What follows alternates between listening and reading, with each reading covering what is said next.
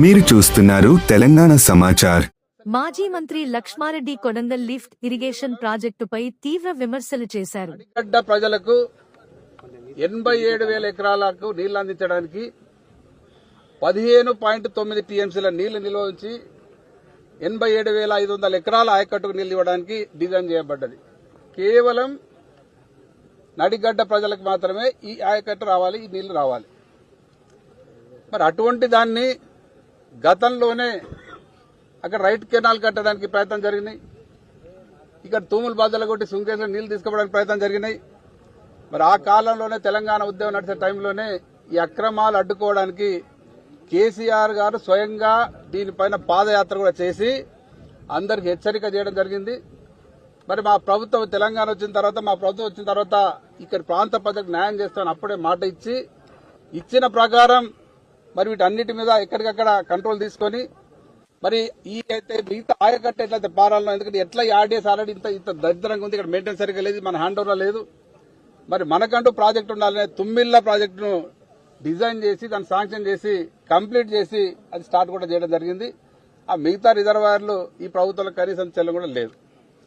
ఈ రకంగా చూస్తే ఇక్కడ ఉన్న పరిస్థితి ఎంత భయంకరంగా ఉంది. ఇక్కడ వచ్చి చూస్తే ఇక్కడ కర్ణాటక వాళ్ళు పక్కనే కళ్ళకు కనిపిస్తా ఉంది. వాళ్ళు చెప్తా ఉన్నారు తాగునీటి కొరకని. మరి తాగునీటి కొరకని అక్కడ రిజర్వాయర్ కంటే 2 టీఎంసీ రిజర్వాయర్, ఇక్కడ ఉన్నదే మొత్తం కొడితే మీరు నిలిచేదే 3-4 టీఎంసీలు. దీనికి వాళ్ళు 2 టీఎంసీలు అంటారు, కంటిన్యూ తీసుకపోతే 4-5 టీఎంసీలు తీసుకుపోతారు. అక్కడ వాళ్ళు ఆ పని చేస్తా ఉన్నారు. ఈ రకంగా చూస్తే ఆర్డీఎస్ ఆయకట్టు కొత్త గుండు సున్నా అవుతుంది. ఇదే ఈ రకంగా ఇట్లే వదిలిపెడితే ఆర్డీఏ ఆయకట్టు అనేది ఒక్క చుక్క కూడా ఆర్డీఎస్ ప్రాజెక్ట్ ద్వారా నీళ్లు రాదు. మరి ఇటువంటి సందర్భంలో ఇంకా పైన కూడా తుంగభద్ర పైన ప్రాజెక్టులు కడుతున్నారు. అక్కడ కృష్ణా పైన ఆల్మట్టి డ్యాం పెంచి దాదాపు 300 టీఎంసీ పైన రిజర్వాయర్ నింపుకోవడానికి ప్రయత్నం చేస్తా ఉన్నారు. ఎక్కడికక్కడ ఇవన్నీ జరుగుతూ ఉంటే మన ప్రభుత్వం ఏదైతే ఉందో కళ్ళప్పకి చూస్తా ఉన్నారు. దాంతోపాటు నవ్వు వస్తే చెప్తే వాళ్ళు మొన్న ఏదైతే సీక్రెట్ ఒప్పందం చేసిండ్రో ఆ ఒప్పందంలో ముగ్గురు ముఖ్యమంత్రులు కూర్చొని ఏం మాట్లాడుకుని ఎవరు బయటకు చెప్పలే. కానీ మాకు అర్థమైంది ఏంటంటే కొడంగల్ లిఫ్ట్ ఇరిగేషన్ కు కర్ణాటక ఎన్ఓసీ కావాలంటే మొత్తానికి ఎన్ఓసీ ఇచ్చింది అనేది మాకు తెలుస్తా ఉంది. ఈ ప్రాజెక్ట్ అని కట్టుకొని మాకేం సంబంధం లేదు. అసలు కొడంగల్ లిఫ్ట్ ఇరిగేషన్ అనేది వాస్తవంగా అవసరం లేదు. అయితే Kodangal project lift irrigation project కింద వీళ్ళైతే ఆయకట్టు చూపిస్తా ఉన్నారో అది కేవలం భూత్పూర్ రిజర్వాయర్ ఉన్న ఒక 1 టీఎంసీ దాని నుంచి వాళ్ళు డిజైన్ చేసిండ్రు. అది నీళ్ళు వచ్చే సమస్యనే లేదు.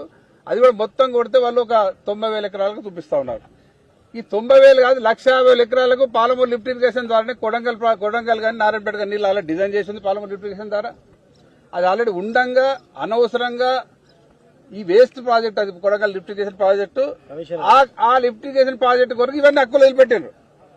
అంటే ఇలా ఆయన కొడంగల్ లిఫ్ట్ ఇరిగేషన్ కి అయితే ఎన్ఓసీ కావాలన్న కర్ణాటక నుంచి ఆ ఎన్ఓసీ కొరకు వీళ్ళందరికీ ఎన్ఓసీలు ఇచ్చేస్తున్నారు మన ప్రభుత్వం. అంటే వేస్ట్ ప్రాజెక్టు కొరకు మనం ఉన్న హక్కులన్నీ పోగొట్టుకుంటున్నాం. దీంతో భవిష్యత్తులో మహబూబ్నగర్ జిల్లా ఎడారిగా మారే అవకాశం ఏర్పడుతుంది. ఇక్కడనే కాదు, జూరాలకు కాదు, ఈవెన్ శ్రీశైలం దానికి కూడా నీళ్ళు వచ్చే అవకాశం ఉండదు. రేపు కేఎల్ఐ బంద్ అవుతుంది, పిఎల్ఐ బంద్ అవుతుంది, మొత్తం అన్ని ప్రాజెక్టులు బంద్ అవుతాయి. మొత్తం జిల్లా ఎడారిగా మారుతుంది. జిల్లా మొత్తం కూడా సర్వనాశనం అవుతుంది.